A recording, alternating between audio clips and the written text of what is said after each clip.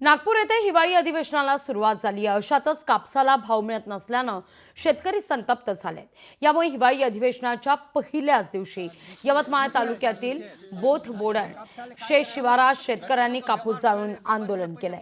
शेतकरी आत्महत्या होत असताना राज्य सरकार उपाययोजना करत नाही। कापसाला भाव मिळवून देण्याकरता पुढाकार घेण्याची मागणी बळीराजाची आहे। आढावा घेतला आमचे प्रतिनिधी संजय राठोड यांनी। विधानसभेमध्ये हिवाळी अधिवेशन आहे आणि याच अधिवेशनमध्ये आता शेतकरी संकटात सापडलेला आहे। अधिवेशनच्या पार्श्वभूमीवर त्यांच्या प्रश्न निकाली निघतील का, शेतकऱ्यांच्या समस्या दूर होतील का, असे सवाल सुद्धा यावेळेस उपस्थित केले जात आहे। थेट आपण बोथबोडण या ठिकाणी आहे। शेतकऱ्यांनी थेट शेतामध्ये आंदोलन केलेलं आहे। एकंदर पाहिलं तर शेतकऱ्यांनी जे आहेत शेतात कापूस फेकून या ठिकाणी शेतकऱ्यांनी आंदोलन केलेलं आहे। या संदर्भात काही शेतकरी आहे त्यांच्यासोबत आपण त्यांना विचारू। भाऊ, आज अधिवेशन आहे, आज तुम्ही थेट शेतकऱ्याच्या तुमच्या शेताच्या बांधावर तुम्ही आंदोलन करत आहे। काय तुमच्या समस्या आहे? खरंच या अधिवेशनमध्ये तुमच्या समस्या दूर होतील का? काय सांगणार या संदर्भात? या चालू अधिवेशनात आम्हाला एक अपेक्षा आहे की आमच्या शेतमालाला भाव नाही। जे भाव 10 वर्षापूर्वी होते त्यापेक्षा सुद्धा कमी भाव आहे।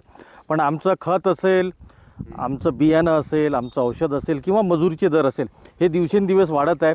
त्या मानाने आमच्या कापूस आणि सोयाबीनला भाव हे अत्यल्प होत आहे। आमची मुख्यमंत्री साहेबांना एकच विनंती आहे की त्यांनी ज्या 5 डिसेंबर रोजी वसंतराव नाईक साहेबांनी शपथ घेतली त्याच दिवशी त्यांनी शपथ घेतली आहे, इतिहासाची पुनरावृत्ती करावी। त्यांनी सुद्धा शेतीबाबतीत चांगले निर्णय द्यावे, चांगला भाव द्यावा आणि शेतीवेळा मुख्यमंत्री म्हणून एक इतिहासाची पुनरावृत्ती करावी, एवढीच आमची विनंती आहे। आम्ही खूप परेशान झालेलो आहोत। आज कित्येक वर्षापासून कापसाला भाव नाही आहे, सोयाबीनला भाव नाही आहे।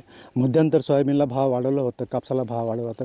कापसाला भाव वाढवल्यानंतर त्यांनी कमी का केलं? कारण काय आहे त्यांचं? तर आम्हाला फक्त कापसाला भाव हवं आणि सोयाबीनला भाव हवं, आम्हाला दुसरा काही नको। काय मागणी आहे तुमची? फक्त आता अधिवेशनी आम्हाला हेच मागणी आहे, सोयाबीनला भाव आणि कापसाला भाव। संजय राठोड, लोकशाही मराठी, यवतमाळ।